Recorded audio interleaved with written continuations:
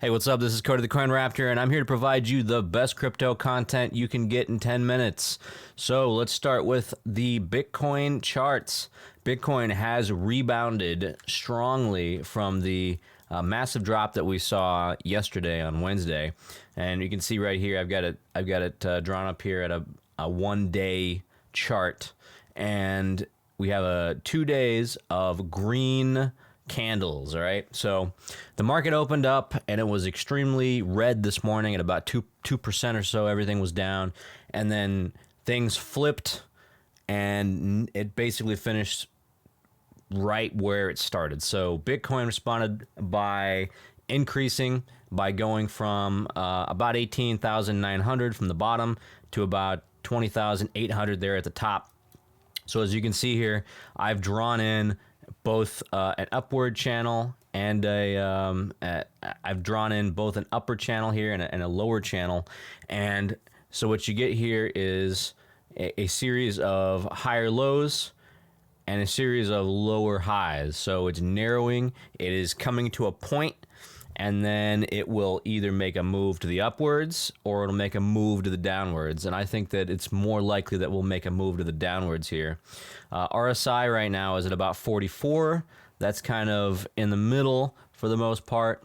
And I would expect that if we have a red day, an actual red day for tomorrow heading into the weekend, that we could potentially see a retest of the support here at about 19,000 or so. We'll see if that happens. I think there's a strong possibility of that if we get a red day, and we will see a retest. So moving to Ethereum, bigger moves, even bigger moves in Bitcoin, coming down, touching about 1,000, popping back up again at about 1,200. Sellers are stepping in at this whole level here. You can see the candle wick upwards. Sellers are in force right now for Ethereum, and they're not letting this price go up to retest at the 1274 level, and that would be a fourth top potentially if it did that. I don't think that it's likely, but if we get a strong green day with a lot of volume, it certainly can come up and touch this level, but it would need a lot of volume in order to break through this 1272 level. But I expect, just like with Bitcoin, it's going to come down here and retest 1,000 in the upcoming days. Dollar index back at all-time highs. Man, the dollar index will not stop. It is massive. It is up massively right now. It's at about a 75 RSI, massively overbought right now, and the dollar index just keeps climbing. All right, and the reason why we talk about dollar index is because it trades inversely to Bitcoin. These last couple of days have been a little weird, but normally when the dollar index moves up, Bitcoin moves down. It just so happens the last couple of days it has moved in sequence with Bitcoin. All right, so let's go ahead and talk about our crypto news. All right, so first we have Barron saying that Bitcoin might fall to $13,000, and the reason for that could be miners. And we've talked multiple times here about miners and miners selling pressure on Bitcoin price. So what they're saying here is that energy prices are soaring, contributing to the highest inflation in 4 decades, so the Bitcoin mining business is suddenly much trickier. And we've said multiple times, it is less profitable. Miners are selling. We've seen a lot of information, a lot of data coming out that says that miners are selling. And they're saying here, Barron's is saying that they could be sitting, that Bitcoin could be driving down to approximately $13,000. And the reason for that is that they've calculated out the expense of mining a single Bitcoin would be sitting around $13,000. So that's the reason why they can go that low, because according to them, that's how much money it currently takes to mine a single Bitcoin.